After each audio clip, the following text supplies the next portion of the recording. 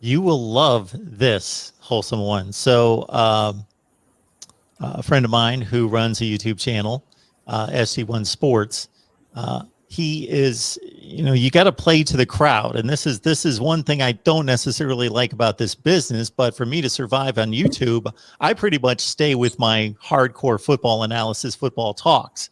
But there is a clickbait aspect of this that I try to stay away from, but I Yeah. have to touch it a little bit because, hey, I want to be here in a year from now and 5 years from now still talking on YouTube. And so if I don't play the game, and then it's going to be difficult. He posted a video. He's probably going to listen to this because he edits these for the Miami channel. That he posted a video. Will Miami beat Alabama by 2 touchdowns? He got like 25,000 views on the video. People loved it. Not just will Miami win the game, will they win by 2 touchdowns? Yeah. Listen, Mark. I would have to eat so much crow, but I would gladly eat that crow if the University of Miami were to go out and beat Alabama by 14 points. That's not even how. I got to go watch this video now because I would think he would have to figure out a way to explain how it could happen. Or was it just a clickbait? He's basically asking the audience, how likely is this to happen? Which it's about that likely to happen. But you can imagine there's a lot of excited Miami fans that are all over it and ready to kick some tail. I tell you what, Mark, they're going to come out swinging and we're going to fight.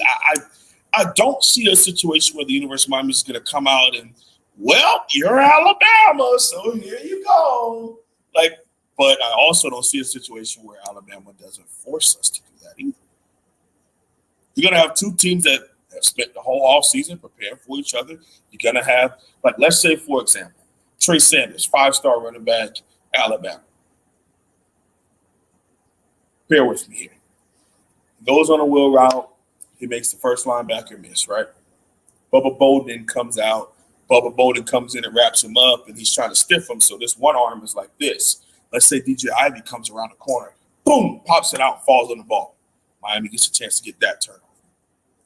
The thing about it is in those type of games is you're only going to get a couple one of those chances. You're only going to get a couple of those bounce of ball plays. What are you going to do with them? Take you back to Clemson. We forced 2 fumbles in that game. 2 fumbles in that game. Miami recovers both of them and equates to this many points. Not even first downs off of the turnover. So it's like, I understand. I get it. A lot of the fans are angry with me. They're like, oh, so you're supposed to be this Miami facade, and you get on TV, and now you don't want to speak about Miami having a chance in this game. It's not about the fact that I don't think we're going to be fired up, ready to go after it. I was there at the UF game. I heard the pregame chants. I see the coaches at the 50-yard line having to pull some players back. We watched the same thing happen versus LSU, where both teams almost got into a brawl before the game. What did both of those equate to for Miami? One blowout loss and one game we blew. So it's not about any of that. It's about the preparation and what are you going to do when you get those opportunities in those big games. It'll be different if we fell on that ball, right, in Clemson, and we play action to Cam Harris, and we throw a slant to Mark Pope. He breaks a tackle, catches the ball, breaks a tackle, and goes for a 60-yard touchdown. That's a different game. That's being able to feed off of the defense, putting you in position to win the game. Us scheming it up perfectly. If we hit home, we score a touchdown. Now the defense is fired up. Our sideline is fired up. The offense is excited. We're in the game. We hit. But none of that happened. So I'm no less of a Miami Hurricanes fan because I feel as though we're going to lose the game. I'm no less of a fazant when it comes to what I'm watching and understanding what I'm looking into as an analyzer.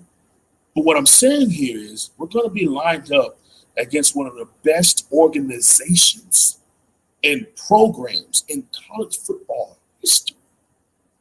They're going to have plan A through F ready to go. What are we going to do when they force us to go to plan B and go to plan C? Is it going to be as good as plan A? That's where the preparation and the biggest question mark about what Miami is going to do in that game. It comes down to bouncer ball plays and how prepared we are for this moment. Alabama's so good, and I understand that they've lost a ton of personnel, but we know what the story's been with Alabama replacing personnel since Nick Saban showed up. They've been able to do it, and we've gone through every year, they lost all these draft picks, and then they reload. But they faced a schedule last year where, of course, there were no non-conference games. So eliminate those FCS and Group of Five. They played 10 quality opponents. I know that some teams in the SEC weren't great, of course, but they played 10 SEC opponents, and they ripped through everyone. Ole Miss gave them a pretty good game. They were tied with the game. That was a really good game, yeah. It was about 6-7 minutes left in the game. They were tied. I don't even think they'd win the Natty if it wasn't for that game, because it showed them a couple of their deficiencies. Because another team gave them trouble early, but then they were able to pull away. Missouri. And if you go back to that Missouri game, it was kind of like, whoa, what's going on here? They really messed them up as far as with the spread and the communication with the very young secondary. I mean, you had that one elite player, Pastor Ted II, a Miami prospect. But you get him as one of the best corners. I arguably think he was the best corner in college football. And they had really bad communication issues. And before you know it, they were like 24 points from Missouri on Bama, and it was a big question mark. Same thing with Ole Miss. So it put a little bit of pressure on that secondary to grow up really fast. And it also put pressure on Steve Sarkisian and Mac Jones to get things rolling on the offense, which entitled them to go on and win the Natty. But go ahead with your point. I've always wanted to say that. I think it was just basically that they took apart a schedule that was nothing but a quality schedule. They didn't play any lightweights, 10 SEC teams. And the Ole Miss game was a very entertaining game. I watched most of the game, and Ole Miss was able to match them until about 5 or 6 minutes left, and then Bama pulled away with 2 touchdowns. The Florida game looked closer on the scoreboard, and I'll credit Florida with coming back, but Bama basically dominated, then controlled that game, and Florida just made like a mad dash that it was a bit deceiving in terms of them coming close, because they really weren't close, but they did make it a one-score game. That Alabama team was good enough to just throttle Ohio State, and Ohio State had, for a second consecutive year, 10 NFL draft picks, loaded with talent, second best roster most likely in the country, somewhere in that range, 2 or 3, and they whipped them. They whipped Texas A&M. Say that again. They had who? These people had how many people drafted? 10. 10 last year, too. Woo! They had 3 of the top 20 picks in the draft last year. My God, that's a lot of draft picks, Mark. That's big time, man. That's big time. So, but go ahead. Alabama's on point. That's about all I'm saying, is that they are, even for as good as Ohio State and Clemson are, unless things change based on what we saw in 2020, Alabama's a cut above. What I saw in the Clemson game, the Clemson-Miami game, was if you would have told me, excuse me. Oh, Mark, get you some water, man. Get you some agua. Too many of these live streams and records. If you would have told me Clemson's up 21-10 at half, I would have said, okay, that's not a good thing for Miami. It's 2 scores, but it's still a ball game. Right. On the scoreboard, if that's all you knew, 21-10, I'm still thinking, okay, because my goal for Miami, and of course, I'm not a rooting factor here whatsoever, But as people talk to me, and of course I get more questions on the Miami side than the Clemson side, is, what's going to be a good game for Miami, even if they lose? And I said, I want you to be entering the fourth quarter in the game, where the game is still, if it's 35-24 early fourth quarter, I consider that it's still a game. It's 2 scores, 10 points, 11 points, even 2 touchdowns. It's a game. But of course, you had to have that blocked kick. That was a bit of a miracle. It was a great play, but there's a difference between blocking a kick, returning that for a touchdown, versus watching your offense go 85 yards in 10 plays and really make some plays and score the touchdown. So even at 21-10, I thought, if they can come out as a different team in the second half, yeah, that meant something, but really that's just going to make it look a little bit better. That, Mark, it was disheartening to sit and watch. And I feel like that's such a sad term to use, but it was just like, as much as I wanted to say we fought, I feel as though we fought defensively. But they toyed with us.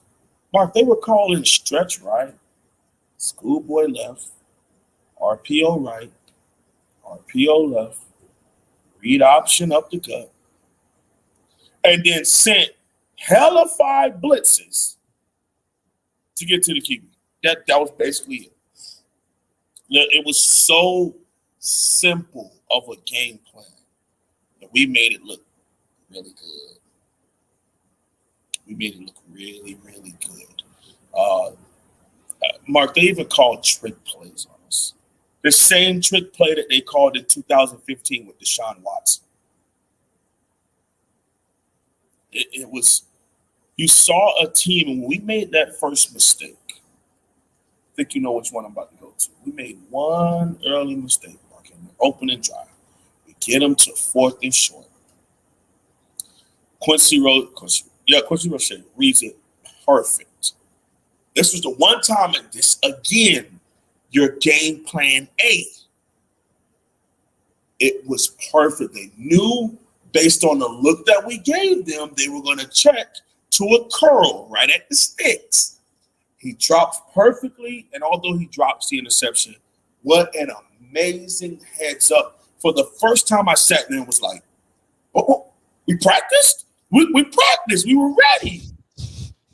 And he's offsides.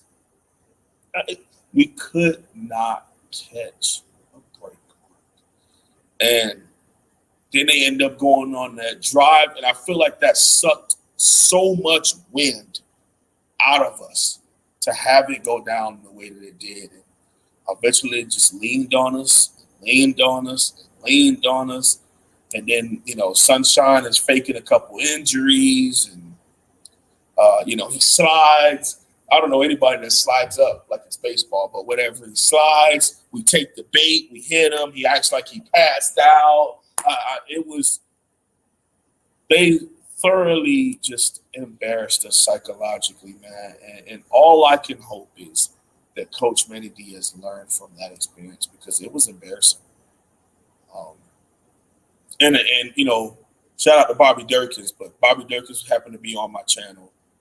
And the one thing he said is, if I watch that game and I see Miami jumping up and down and looking at each other dancing, it won't be a game. But if I see Miami run out of that away tunnel, focused, steely-eyed, business-like, I'm terrified. Because a business like Miami, a focused Miami, could give Clemson the game they long. And my argument is that's our style of play, Mark. I mean, everyone's different. We can be jumpy, lively, energetic, dancing, and still be focused. That's just how it is in South Florida. That's our culture. But I understood where he was coming from. There's a business-like to it, and then there's this, hey, we're at a football game. Oh, crap, they're good. It's a different look. And, I did one on my H1H podcast every Wednesday night, and I said college football is about business, even though I used to slang term, business. That's what it's about. It's about business. Are you focused? You know, when you get off of that bus, away or home, you know, a lot of teams require you to be in suit and tie, head to toe. Not us. We in sweatsuits. Now, you could t-shirts sometimes. Okay, cool. But if you want to run your program and prepare young men for the National Football League level, you will be fined if you're not in a suit and tie when you play in the National Football League from head to toe. Just something minor. Not what Michael Pinkney and Shaq Quarterman and Romeo Finley are head to toe in a suit and everyone else is in team sweatsuits or t-shirts. It's about business. It's about being focused. And I tell you what, if we come to Atlanta with that hunky-dory dancy crap, I'll be sitting here shaking my head saying I wish we would have.